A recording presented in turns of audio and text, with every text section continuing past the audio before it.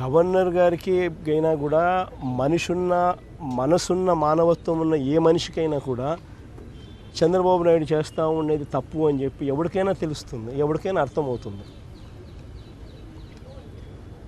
ఎందుకనంటే ఇది తప్పు కాబట్టి. పేదవాళ్లకు అదే గవర్నర్ గారి ఇంట్లో పనిచేస్తూ ఉన్న వాళ్ళందరికీ రేపు పొద్దున హాస్పిటల్కి పోవాల్సి వస్తే ఆ మెడికల్ కాలేజ్ కానీ అందుబాటులో కూడా ఉంటే ఉచితంగా ట్రీట్మెంట్ ఇచ్చి పంపిస్తారు. ఆ మెడికల్ కాలేజ్ ప్రైవేట్ అయినాయని అనుకో ఒక్కొక్క లక్షల రూపాయలు, 2 లక్షలు 3 లక్షలు 4 లక్షలు కట్టాలా. ఎవరికైనా కూడా బాధ అనేది తలెక్కుకున్నట్లుంటుంది. గవర్నర్ గారికి ఇంకా మనసు ఎక్కువ, పెద్ద మనసు. బట్ ఆయనకు అందరికన్నా ఇంకా ఎక్కువ బాధ కలుగుతుంది, బాధ కలిగింది. దానివల్ల ఇంకా ఫర్దర్గా పాజిటివ్ రిజల్ట్స్ వస్తాయని ఆశిస్తున్నాం. కానీ ప్రతి ద్వారము మేము తడతాము. కోర్టు గడప కూడా ఎక్కే కార్యక్రమం చేస్తాము. కోర్టుల ద్వారాను వీళ్ళు అడుగులు ముందుకు వేసినప్పుడల్లా ప్రజల ఉద్యమ బాట ద్వారాను దీన్ని అడ్డుకునే కార్యక్రమం చివరిదాకా కూడా చేస్తాము, ఖచ్చితంగా చేస్తాం. Because this is a scam.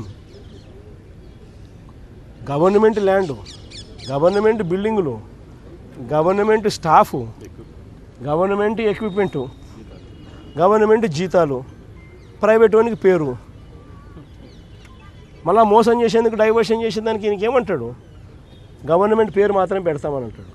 రేపు పొద్దున హెరిటేజ్ కంపెనీకి గవర్నమెంట్ పేరు పెట్టి కింద చిన్న హెరిటేజ్ అని పెడితే హెరిటేజ్ గవర్నమెంట్ అది అయిపోతుందా? అందరూ ఆలోచన చేయాలి. మోసం చేయడానికన్నా హద్దు పొద్దు ఉండాలి కదండి. ఏదైనా కానీ మరీ చెవిలో పూలు పెట్టేదానికి అసలు ఎట్ట కనపడుతున్నామండి ఎవరికైనా కానీ ప్రజలంటే. మరి ఇంత దారుణంగా చెవిలో పూలు పెడితే ఎట్ట? సూపర్ 6 ఒక మోసం, సూపర్ 7 ఒక మోసం.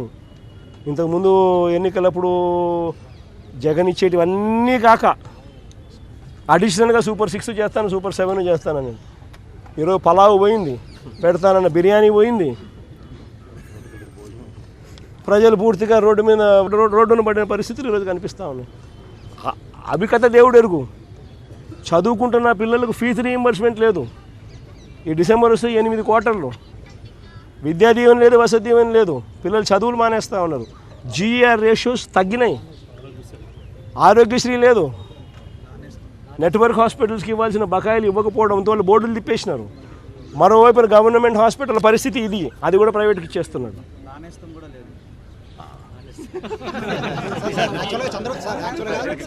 చంద్రబాబు గారు ఒక మాట అన్నారు సార్, 500 కోట్లతో రిషికొండ ప్యాలెస్ కట్టారు, దాంతో 2 మెడికల్ కాలేజ్ కట్టారని చంద్రబాబు గారు ఆరోపణ చేశారు.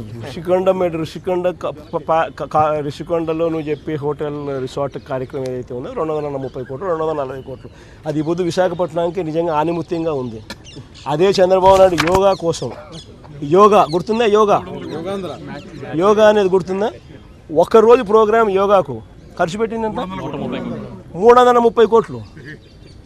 330 కోట్లు. కనీసం నేనన్నా 240 కోట్లు పెట్టి బ్రహ్మాండమైన బిల్డింగ్ కట్టి విశాఖపట్నానికి తలమానికంగా ఉంది ఆ బిల్డింగ్. ఈ పొద్దు కూడా పోయినాను అనుకో, ఆ బిల్డింగ్లోకి ఎవరైనా పోయి చూస్తే విశాఖపట్నం అంతా పోయిన టూరిస్ట్ ప్లేస్ కింద అది కనపడుతుంది. అటు పెద్ద పెద్ద వాళ్ళందరూ దాంట్లో వచ్చి నేను ఇప్పుడు గవర్నర్ గారు పోయినారు అనుకో, లేదా మోడీ గారు వచ్చినారు అనుకో, లేకపోతే ఎవడో పుతిన్ వచ్చినాడు అనుకో, లేదా రష్యన్ ప్రెసిడెంట్ పుతిన్ వచ్చినాడు అనుకో, ఎక్కడ పెడతారు? బ్రహ్మాండమైన రాజభవనం లాంటి బిల్డింగ్ అది. 230 కోట్లతో కట్టినందుకు మాన్యుమెంట్ అక్కడ తయారైంది. వేరే ఇక్కడ ఒకరోజు యోగా, ఒకరోజు 330 కోట్లు, 330 కోట్లు ఆవిరి. దాన్ని ఏమంటారు? స్కామ్ కాకపోతే అది నా మాటలకే ఖర్చు.